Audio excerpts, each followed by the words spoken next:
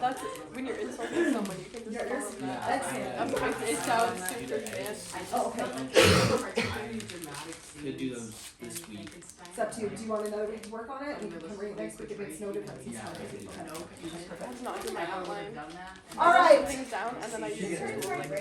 For those who just come in, or we have 1, 2, 3, 4, 15. That's probably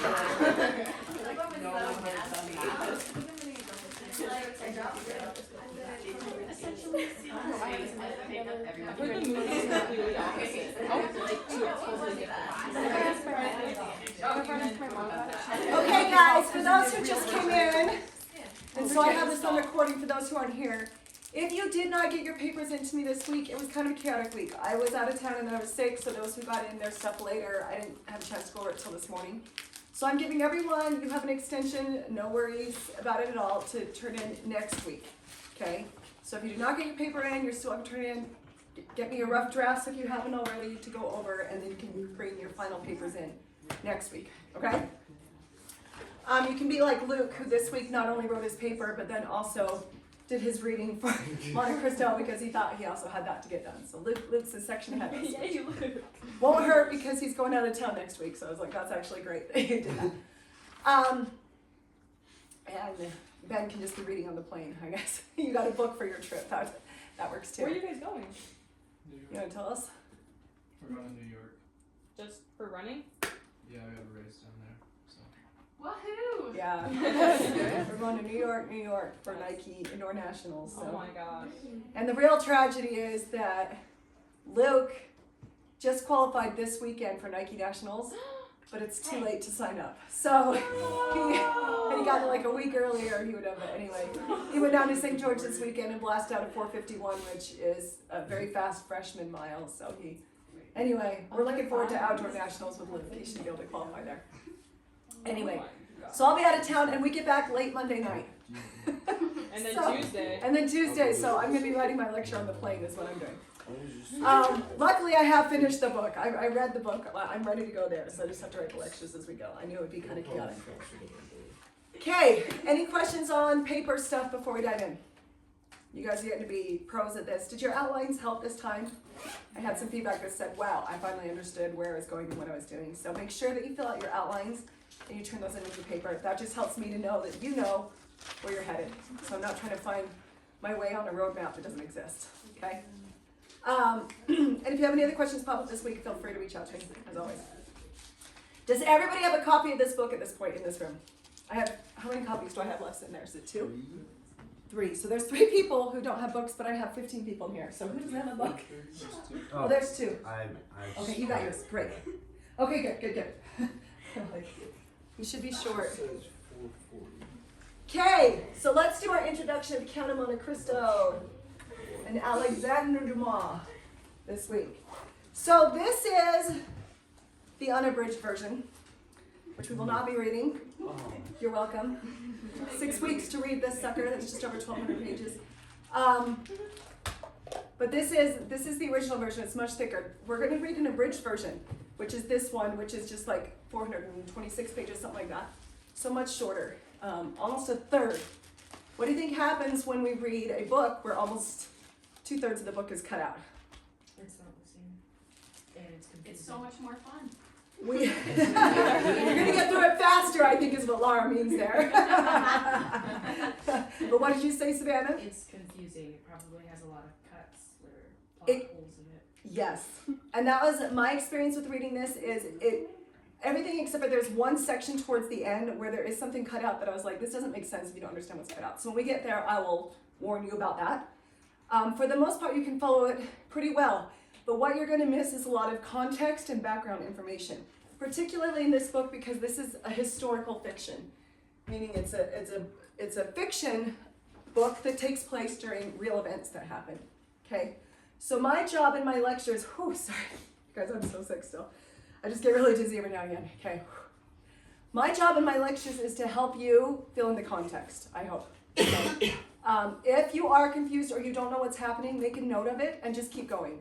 because you'll still be able to follow the basic plot line without it, and then if you come to class, you'll be like, what the heck was happening in this section? And hopefully I'll be able to fill it in for you, or we can pull out Google or something. But for the most part, I found this book pretty easy to follow. I've read the unabridged version, but it's been about 20 years since I've read it, so I didn't remember a lot of it. So that gave me a pretty good context that this actually did a really good job as far as an abridged version goes.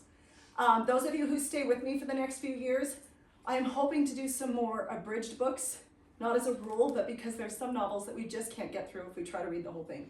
Les Mis comes to mind. I would love to do Les Mis in this class. Unless we took like a whole semester on it, we're not going to be able to go through the whole thing, which I wouldn't mind doing, but that's not really the structure of our class, okay? And I do have an excellent abridged Les Mis that we can use. So anyway, so this is kind of an experiment. So if you have questions or concerns, let me know, because this helps me know where we need to fill the gaps. I will say, maybe just to warn you, I may print this out for you guys down the road. I didn't today because it has so many spoilers in it. But the other novels that we have read in this class were pretty straightforward as far as character maps go, meaning we know who the protagonist is, we know who the antagonist is. There's, the group that's traveling with them, or Frankenstein has all of what, like 6, 7 characters you need to keep track of? And they all die. And they all die, so you only need to keep track of them for a limited amount of time. This is the character map of Monte Cristo, and literally every name on this map I had to refer to, okay? So this one gets a little more complicated. However, here's the good news. You don't have to worry about this until about week 3. The first 2 weeks, there's very few characters that we have to keep track of, and we're going to go over those characters today, okay? So rather than even trying to address this, we're going to take it one chunk at a time. Next week when you come, I'm hoping to have a character map that's blank that we can fill out in class as you go to kind of help you develop, okay, these are the characters I need to be aware of this week, and by the end, you'll have something that looks maybe like this, okay? So that's part of what we're going to cover today. Let's get in and learn about who Alexandre Dumas was. Now, he's French. I'm just going to warn you right up front. He's French, as are his characters. Those of you who've taken French know. What's the rule with French names? It's kind of like you start pronouncing it, and then when you get about 3/4 of the way through, everything else is silent, right? Yeah. So if people say Alexandre Dumas, for example, No. we would pronounce it Dumas in English. It's very common. I've heard professors say Alexandre Dumas, which is kind of a funny mix of the two. But this would be Alexandre in French, and the Dumas. We don't say the S in French. A lot of his characters have, most of his characters, in fact, you kind of don't pronounce the last 1 or 2 sounds in there.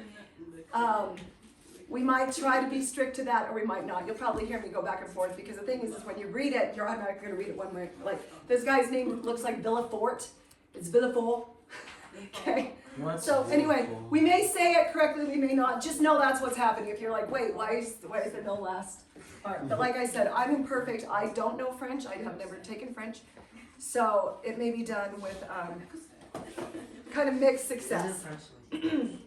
Okay, so let's get into this. Let's talk about Alexandre Dumas. Now, this is our French, very famous French author of the late 1700s, early 1800s.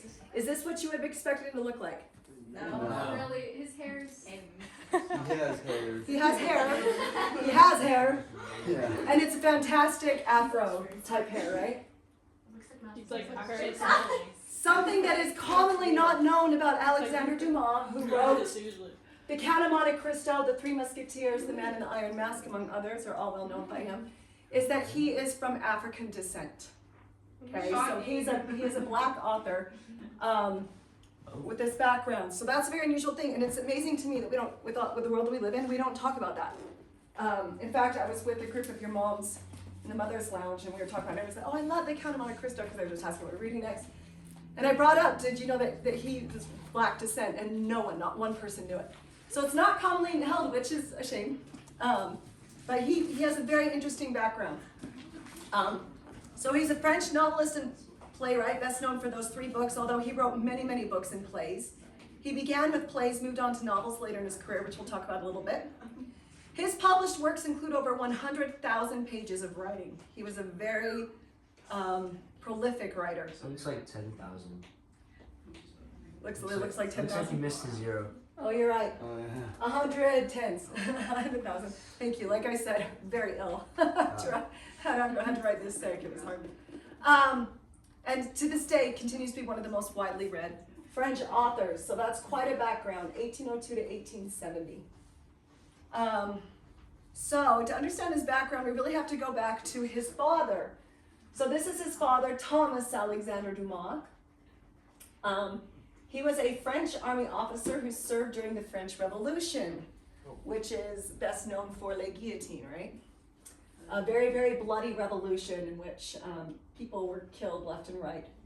Heads were beheaded. Originally, Thomas was from Haiti and was of African descent on his mother's side. Wait, but Huh? so he was white, but he had African descent.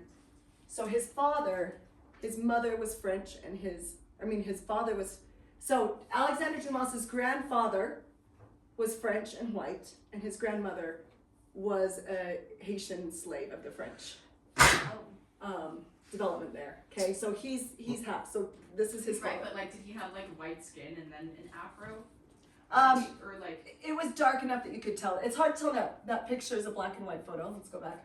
But if you were to see it in color, you would be able to see he had some okay. melanin in his skin.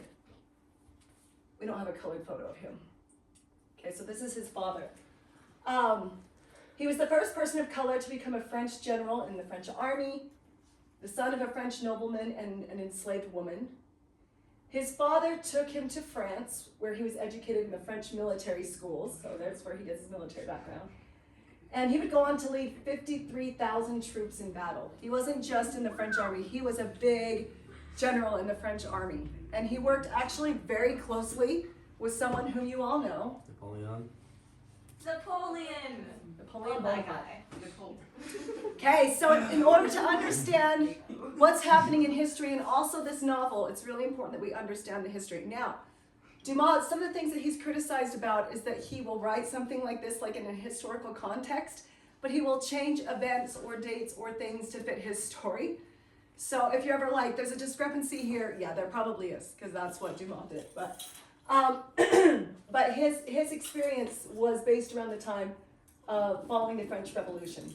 So his father, Dumas Sr., and Napoleon Bonaparte served together in a couple different ways. First during the French Revolution, and then later under Napoleon's command during France's invasion of Egypt. Now, France, those of you who are familiar at all with books like Tale of Two Cities or Les Mis or even War and Peace, these all take place during this very erratic period in French history where the government was overthrown, but whoever took power held it for a very short amount of time before the next person came in, and then the next person came in, and there was a lot of executions.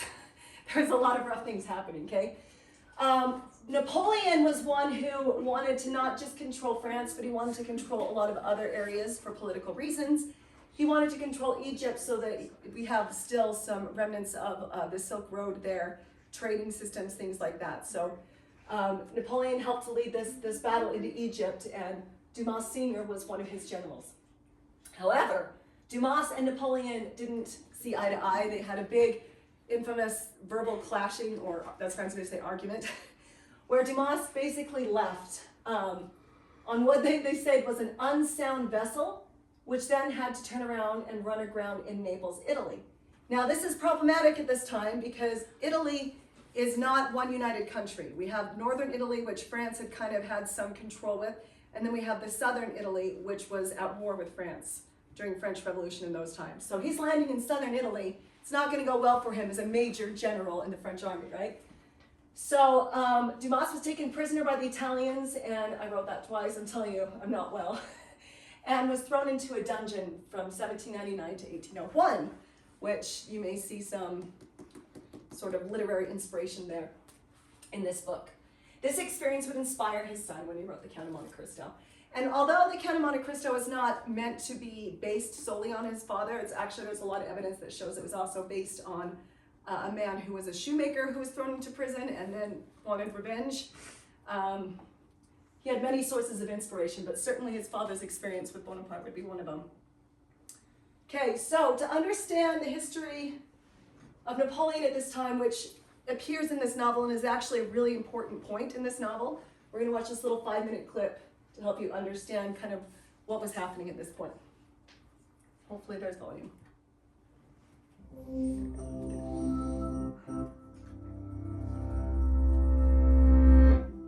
After the French Revolution erupted in 1789, Europe was thrown into chaos. Neighboring countries' monarchs feared they would share the fate of Louis XVI and attacked the new republic, while at home, extremism and mistrust between factions led to bloodshed. In the midst of all this conflict, a powerful figure emerged to take charge of France.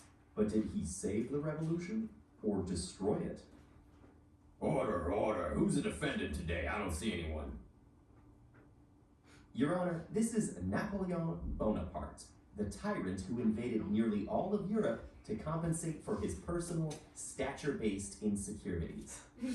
Actually, Napoleon was at least average height for his time. The idea that he was short comes only from British wartime propaganda. And he was no tyrant. He was safeguarding the young republic from being crushed by the European monarchies, by overthrowing its government and seizing power himself. Your Honor, as a young and successful military officer, Napoleon fully supported the French Revolution and its ideals of liberty, equality, and fraternity. But the revolutionaries were incapable of real leadership. Robespierre and the Jacobins who first came to power unleashed a reign of terror on the population with their anti-Catholic extremism and non-stop executions of everyone who disagreed with them. And the directory that replaced them was an unstable and incompetent oligarchy. Okay, whoops, I didn't mean to do that, I meant to pause it. That's bad, I don't think I can pause it. Okay, I'll see if I can fix that. So I just wanted you to pay attention, they talked about, it looks like Jacobins in your book, the Jacobins. They were the ones who were, they were anti-Catholic, which the Catholic Church was a big part of French nobility at the time. And they were also kind of the revolutionists, okay? Very, very violent revolutionists of sorts. So that's gonna be an important part that plays into this. I'm wondering if I can start this. How do you spell Jacobins? It looks like Jacob, I-N-S. Oh. Yeah. But that'll play an important role in this. Can I start from here? Fully supported the French Revolution and its ideals of liberty, unleashed a reign of terror on the population with their anti-Catholic extremism and non-stop executions of everyone who disagreed with them. And the directory that replaced them was an unstable and incompetent oligarchy. They needed a strong leader who could govern wisely and justly. So, France went through that whole revolution just to end up with another all-powerful ruler? Not quite. Napoleon's new powers were derived from the Constitution that was approved by a popular vote in the consulate. Ha! The Constitution was practically dictated at gunpoint in a military coup, and the public only accepted the tyrant because they were tired of constant civil war. Be that as it may, Napoleon introduced a new constitution and a legal code that kept some of the most important achievements of the revolution intact. Freedom of religion, abolition of hereditary privilege, and equality before the law for all men. All men, indeed. He deprived women of the rights that the revolution had given them, and even reinstated slavery in the French colonies. He is still recovering from the consequences centuries later. What kind of equality is that? The only kind that could be stably maintained at the time, and still far ahead of France's neighbors.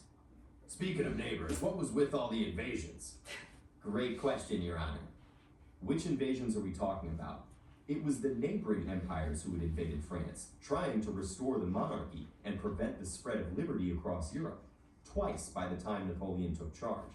Having defended France as a soldier and a general in those wars, he knew that the best defense is a good offense. An offense against the entire... Okay, so sorry, I just gotta keep pausing to get more context. So this is all, the French Revolution follows the American Revolution, okay? American Revolution was kind of a brand new concept at the time. So we have in Europe, there's a lot of monarchies, kings, and these old systems. And so France, for the first time, is fighting for their freedom, to have democracy as opposed to having a monarchy.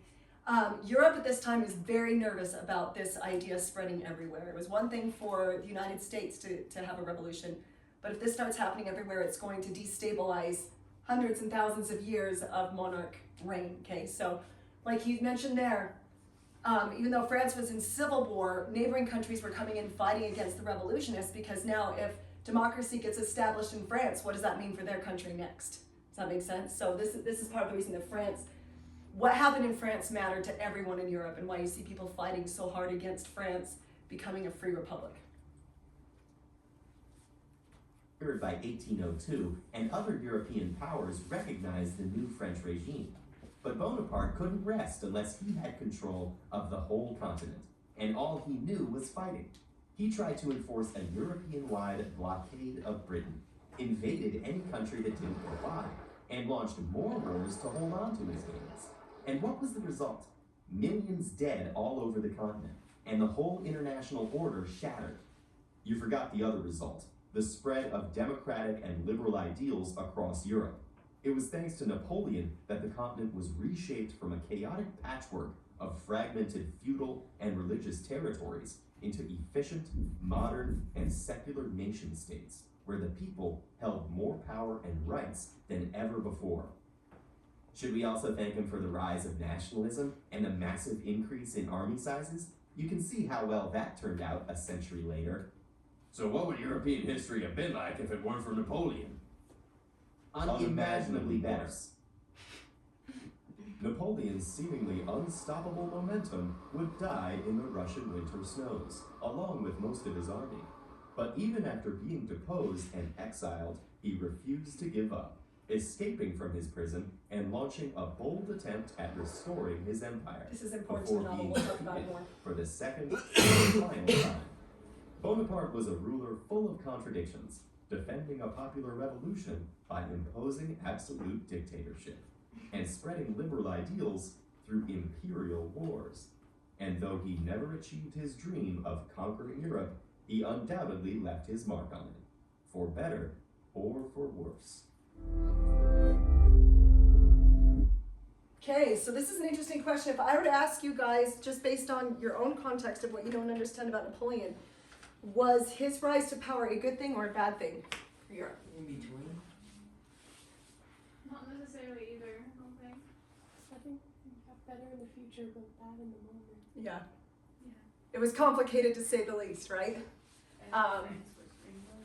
If you were to ask, most of our history, because of our background, comes often through British lens, and they did not care for him or his ideas that also went with the United States, who they had lost to this sort of thing. So there's a lot of people who say, well, he was a villain of history.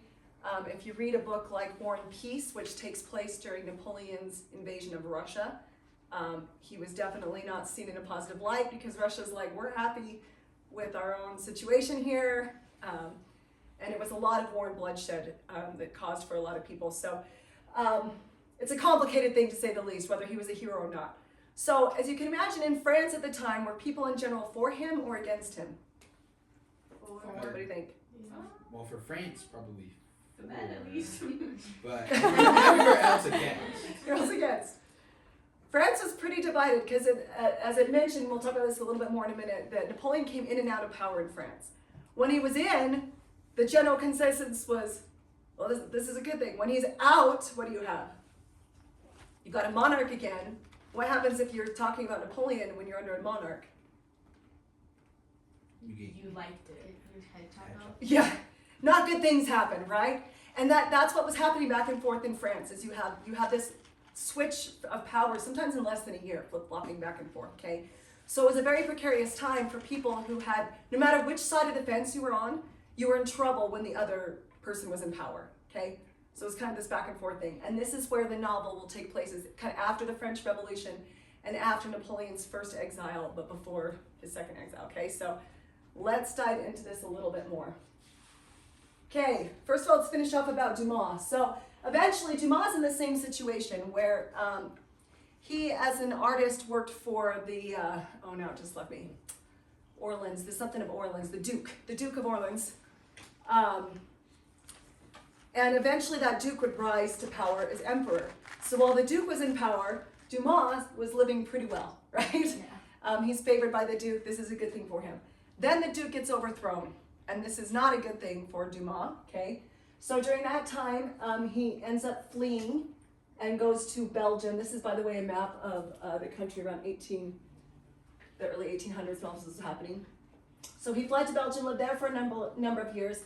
Later, he would move to Russia and live there for a while, and finally he'd end up settling in Italy. Now, as we mentioned, Italy was divided at the time, okay? You have the Roman Republic, and you have the Kingdom of Naples, and then some other smaller outskirt kingdoms. Italy is not one whole country at the time. And one of the things that Dumas would do is he founds a newspaper in Italy where he writes about what he was for, which was for the unification of Italy, or the desire for it to become all one country, okay? Met with some, again, just like France, it was a very divided thought of what Italy should do and become, but that was where he stood on the issue. So he would eventually land in political writing in his lifetime.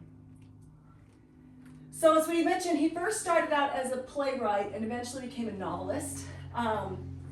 Dumas began by writing plays. He, as is true of several writers at the time, wasn't necessarily great with money, okay? And as a writer, if you're finding yourself kind of spending more than you make, you need to find a way to make some quick cash. Those of you who are familiar with Charles Dickens' background may know that he had a really great idea, which was to serialize his novels, which means rather than writing a whole novel, which is then published in very expensive leather and selling it, and only the richest could afford it, he found a way to bring written works to the poorer class in an affordable way through writing his novels in installments that would appear in a newspaper. So kind of like Netflix series in writing in the paper, okay? So he would write something and you'd read maybe the first chapter or two, and then next week you get the next couple of chapters, and the next week the next couple of chapters, okay? So this is a common thing and a way to earn money at the time. Like I said, Charles Dickens having kind of led the charge on this, he turned to serialized novels. So as these novels were published in segments in newspapers, the longer the novel, the more money you could make, right? Because you got paid per installment. So why do we see really long novels from Victorian literature like this? He's going to make a lot more money on 1,200 pages than he is on 400 pages, right? So sometimes during this time period, we get a lot of very lengthy books just by nature of the issue. I just finished reading Wilkie Collins' The Woman in White, which was also a serialized novel. And it's about 650 pages, and I'm telling you right now, it is at least 150 pages too long. It just is. The denouement lasts like 200 pages, and it shouldn't. Like, that's a third of the book. It shouldn't last that long, in my humble opinion, as someone who's not making money off of serialized novels. But you can kind of tell. So that's one of the reasons that I'm okay reading abridged books sometimes, especially if they were a serialized book, because sometimes, and especially where it was, if you wrote something and then the next installment refers back to some plot development, happens 6 months or a year later, you kind of have to re-explain what happened here because no one's going to remember. It's kind of like when you're watching a show and it's like, last season in this show, here's what happened. So they have to kind of do that in writing, which adds to the bulk of the novel. And if you're reading it all as one thing, you don't really need that. Does that make sense? So that's why people are like, oh, you must always read unabridged or nothing. I'm like, well, I'd argue that if these authors were alive today, their editors would make them edit a lot of those serialized novels before they put it in print, okay? So The Cat of Monte Cristo was a serialized novel, clocking in at just over 1,200 pages. We're not reading that much. This is, by the way, a real article from Charles Dickens. Great Expectations, you can see, you can't see, that's actually terrible. Number 84, so this is the installment 84 of The Great Expectations, to be continued from week to week until completed in about 8 months. So that's how you would read your novels. And by the way, Charles Dickens then figured out a great way to put them all together into a pulp sort of paper thing, which would create paperback novels and what we now call the genre of pulp fiction, which is basically cheap, shocking novels that sell because you read them once, and cheap literature, I guess you could call it. Okay, Watts Phillips, who was an English playwright, wrote this of Dumas. He was the most generous, large-hearted being in the world. He was also the most delightfully amusing and egotistical creature on the face of the earth. These words, amusing and egotistical, there you go. His tongue was like a windmill. Once set in motion, you would never know when he would stop, especially if the theme was himself. So, It gives you a little bit of insight into who Dumas was, a man who enjoyed talking and writing, apparently. Okay, so let's talk about some key things that we want to understand in relation to the novel. Luke, you read the first section. Tell me what you were saying about having gone into it just totally blindly. What was your experience with this novel? A lot of different names. And they're all French, Yeah. so they're all crazy looking. And there was one chapter where it seemed like they compressed like 5 chapters. Yeah, and they probably did. It was like a big overview. Okay, you're going to catch a sense of that from time to time in this novel because it's an abridged version, where it's like you can almost feel we've skipped something here and jumped on. And like I said, for the most part, I'm actually really impressed with how well this was abridged, with maybe 1 or 2 exceptions. But good. Any other thoughts you'd offer as warning or what to expect? I can pick on you. It starts into the story, kind of. It dives right in. Yeah. Which was stylistic of this time. Tolstoy, who was another writer of this time, you get in and you're in a party and you're immediately just, it's always the ever-present. It doesn't spend a lot of time giving you background information, you just stay in the ever-present.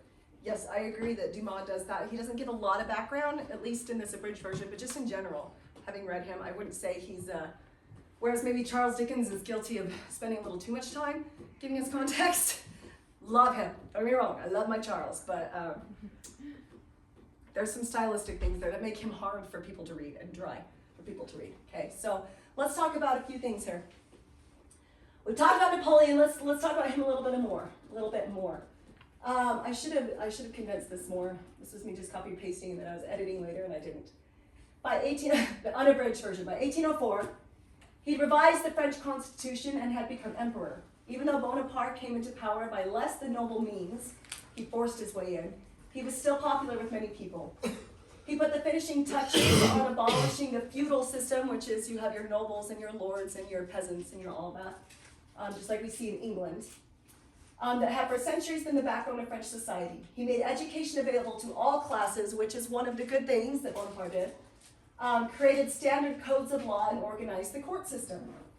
Bonaparte's attempt to completely conquer Europe led to his defeat by a coalition of nations, and in 1814 he was forced to abdicate and was exiled to the island of Elba. This is important to understand for the novel, okay? We start off with Napoleon is currently in exile at Elba. That's a very distinct time period. He was only there for 10 months, okay? But that's where our novel is going to start, which was located in the Mediterranean Sea. I have a map and I'll show you in a minute. Some Bonapartists remained loyal, and he succeeded in escaping from Elba 10 months later, I would say, if you want to be exact, returning to France to reclaim his throne and his title. It is the information of this escape that is found in the letters that Dantes is caught carrying and what sets the events of the Count of Monte Cristo in motion. This is chapter 1. Okay, this is the very beginning. There's some letters that Dantes is carrying, and these letters get him into a lot of trouble. This doesn't explain a whole lot what was in those letters. You will find out by the end of the novel what was in those letters, but just know it was in reference to Napoleon in exile at Elba. Okay, and that's what gets him into trouble. All right, so let's look at his exile. So like I said, he's starting in Elba. So here's Italy. Here you can see in the big map, here's Italy. Elba is a small island off the coast of Italy. So he gets exiled there first by France and others, remains there for about 10 months, and then he escapes. This is the worst exile ever. He escapes, not alone, but with a large fleet, and storms an attack in southern France, retaking, I don't know if he really retook Paris. I disagree with this analysis. But he retook a palace in Paris and kind of gets himself strong-armed back into power. And then he remains in power for what is known as the 100 Days in history. It's kind of a famous part of French history. That's the 100 days that Napoleon came back in power in between his 2 exiles. Till he's finally defeated at the Battle of Waterloo, mostly by the British, which is the famous, we've all heard of the Battle of Waterloo. That's what it's about, okay? At which time he's exiled again by the British to St. Helena, which is much, much farther. It's this little teeny tiny island off the coast of Africa.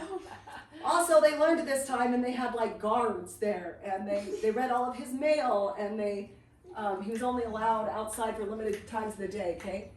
And then he lived there for 5 years before he finally passed away. And I'm trying to remember the sickness. Does anyone know? He got some kind of sickness that's like, it was kind of anticlimactic. The flu? Yeah, something like that. It might have been like yellow fever. Hang on, this is important to me, you know.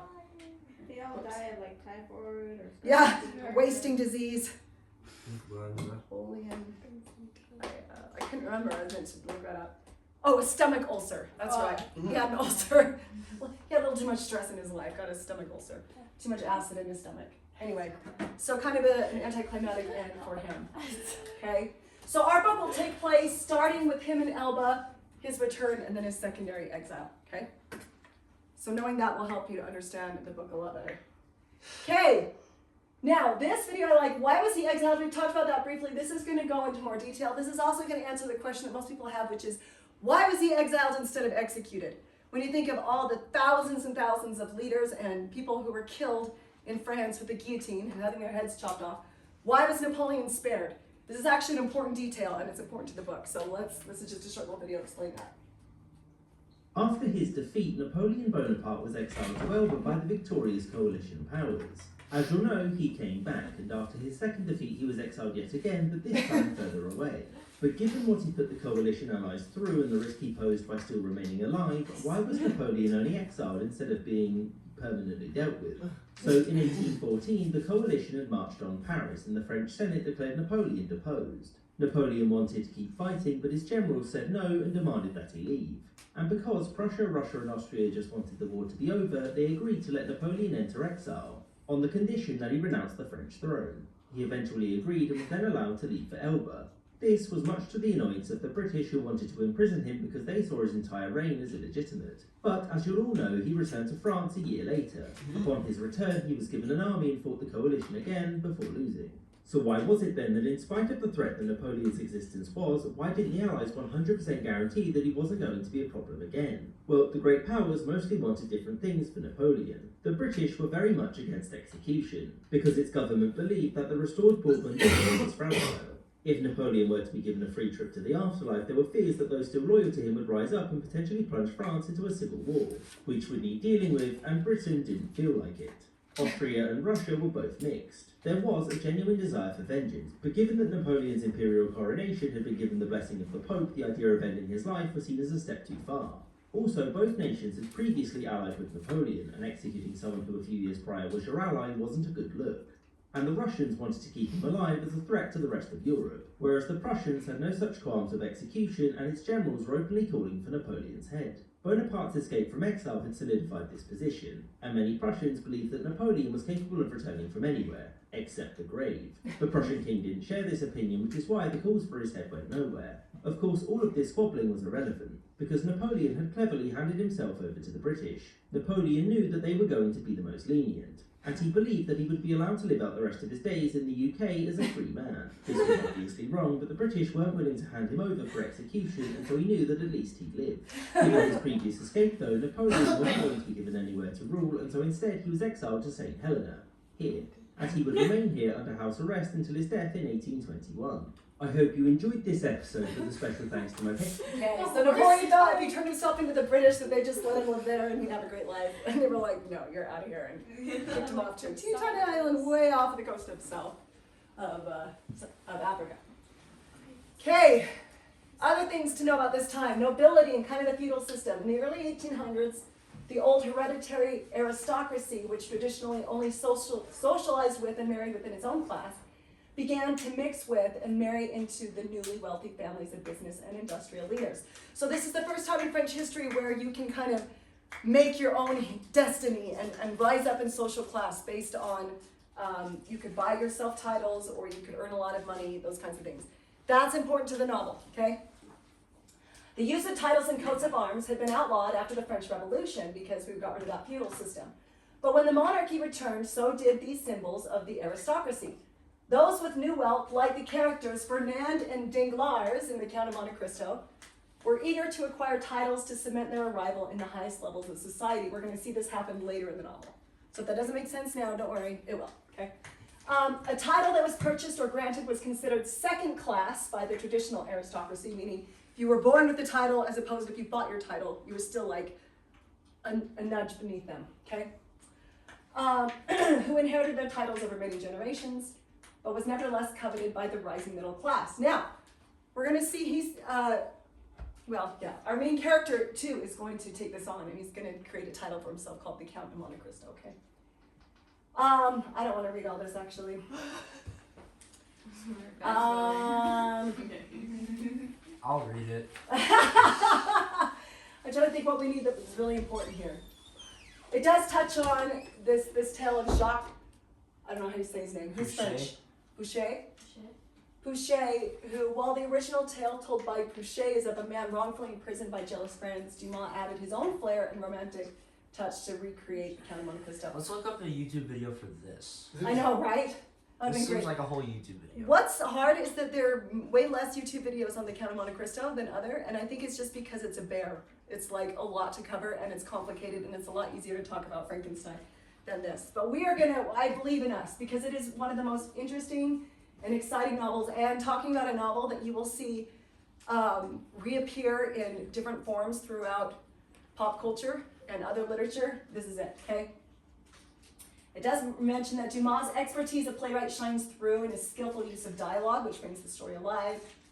He also gives readers window into the foibles and fixations of Parisian high society that is at once entertaining and educational, describing a night at the theater or a carnival in Rome, which we will cover that a lot, in a way that seems to put reader right into a scene, okay? I think that's most of what we need to take from there. All right, let's talk about characters, okay, in this novel. And this is as complicated of a map as you need right now. Yeah, you're welcome to take a picture if you want. I can also post this to our thing. We have our hero here is Edmond Dantes, okay? He will become the Count of Monte Cristo. That's not to give a spoiler alert, that's to give you context so that you know what's happening, okay? He's a sailor who is falsely accused and imprisoned, okay? So the very first thing that you're gonna read about in this novel is chapter 1, is Dantes. He's coming home on a ship. He's been away for a while, and he's come home with everything going for him. He's gonna be made captain of the ship now because the captain died while en route. He's the newly appointed captain. He's gonna marry the love of his life, who's this Mercedes or Mercedes, people say it differently. Just say Benz. Benz. So he's got this going for him when he is betrayed, okay? So let's talk about those people who have betrayed him and why they betrayed him. First of all, we have Fernand Mondego, and every one of these characters is introduced in chapter 1, which isn't a long chapter, so don't feel like this is a huge spoiler alert, okay? This all goes down pretty quick. So we have Fernand Mondego, who is a fisherman. He will eventually become a soldier and rise in power, but there's an issue. Fernand envies Edmond because he is in love with his cousin Mercedes, okay? And Mercedes, he's telling Mercedes, marry me instead. She's like, nah, I'm gonna marry Edmond, okay? So that's the conflict there for Fernand. So he would like Edmond out of the way so that he could marry Mercedes, okay? Next we have Danglars, who instigates the betrayal of Dantes and becomes a wealthy banker. He envies Edmond Dantes because of his wealth in inheriting the ship, okay? And then we get this Catarose, who also envies Dantes because of the wealth. He's a tailor, a drunkard, a beggar, and helps to frame Dantes. Although I would argue of all those who framed him, he's probably the least. He's mostly like a guy who's buddies with some bad guys and goes along with it while he's drunk, okay? So I thought he was supposed to be like super nice when he's sober. Like you did something wrong, but I can't remember what you did. Yeah. Something. So he's definitely less evil than the other characters. Yeah, for sure. Okay. And then we get this Villefort. And Villefort's character is interesting. He has no reason to envy Edmond Dantes. He's not even involved in this whole situation. But Dantes is accused of having some letters from Bonaparte, meaning that they're accusing him of being a Bonapartiste, which at the time would throw you in prison, okay? So they bring these letters to Villefort, who acts as judge. And Villefort at first is like, why are you here? This is dumb. Like, I see no guilt. These aren't your letters. They weren't written to you. You're just the one who's handing them off as you've been asked to do by your captain, which is what you should do. The issue is that Villefort then opens the letters and reads what's inside, and it's very condemning for his family, particularly his father, okay? So then Villefort has two choices. He either lets Edmond Dantes go and has to show what's in the letters, or he can frame Dantes and save his. He's not particularly interested in saving his father so much as he's interested in saving his own image and his own ambition. This is another novel, like Frankenstein, where you're going to see a lot of themes of ambition and revenge, okay? But in a different way, okay? So he's the crown prosecutor, becomes wealthy and powerful. in part by using Edmond Dantes for personal gain and as a scapegoat for his own family line, okay? Others, we'll just touch on him lightly. He doesn't come till later. Maximilian is the son of Dantes' boss, who, his name starts with an M. What is it? I always forget. Maximilian? Maximilian's the son. Oh. But his father, his father's a good guy. Monsieur Morel. So this is Maximilian Morel. So his father is going to show up in the first 2 pages. And his father is the one who's granting Dantes. He loves Dantes like a son. He says, you're going to become, well, I'm going to appoint you as the new captain of this ship. And he becomes a very good character. So Monsieur Morel helps Dantes, and in turn, Dantes is going to return the favor to his son Maximilian. And Maximilian becomes a really important character in the story later, okay? So son of Dantes' boss, Morel, devoted friend to Dantes. And then finally, we get this Abbé Faria. And the nice thing is he is his own little pocket over here. He has nothing to do with anyone else. He's much easier to follow. The Abbé Faria is a fellow prisoner and friend. He takes Dantes under his wings and ultimately tells Dantes the secret of his treasure, okay? This is an important part of the novel, is this Abbé Faria. So when you go through the novel, the first section that you're going to cover is going to be really, he's not in it, okay? It's going to be Dantes and these guys until he gets wrongfully thrown in prison where he's going to meet the Abbé. And that's everything you need to know for the first 2 weeks of reading, okay? From there we're going to have to get into it a little bit more thickly. So I will post that. You may need to refer back to it, but that'll kind of help give you an idea of who everyone is. And again, the most important thing I first read through is just keep reading. And we can catch you up in class on who everyone is and why it matters. Okay, I think that's my last slide for today. Yeah, it is. Okay, anyone have any questions? Told you I was going to let you out a little bit early today, and I am, because we don't need to belabor the point. So it's chapters 1 through 13 is what you're going to read this week. I will post this picture, this image with our lecture today so that you have it. If you have any other questions, you can always reach out to me or write them down, and next week in class we can talk about it. But I think the first couple weeks it's pretty straightforward. Okay? All right, guys, thanks. Enjoy. This is a good one. Did you have to read the unabridged version for a school thing? You just wanted to? No, I just, I worked at a job full time where it was a desk job where I had to answer phone calls. Oh, And when there was no one to talk to, I just sat at my desk and waited. So I plowed through a ton of classes. So it was right after college, and I didn't have kids. I sat at my desk all day. So that was one of the books I plowed through. Do we read through 15 or stop at 15? You read the 13. There's a bookmark. There's a bookmark in your book that'll tell you. And these are all written in Roman numerals, which aren't maybe a big deal till you get to like chapters, 65 and 67. Anyway, so if you're ever unsure, I've got page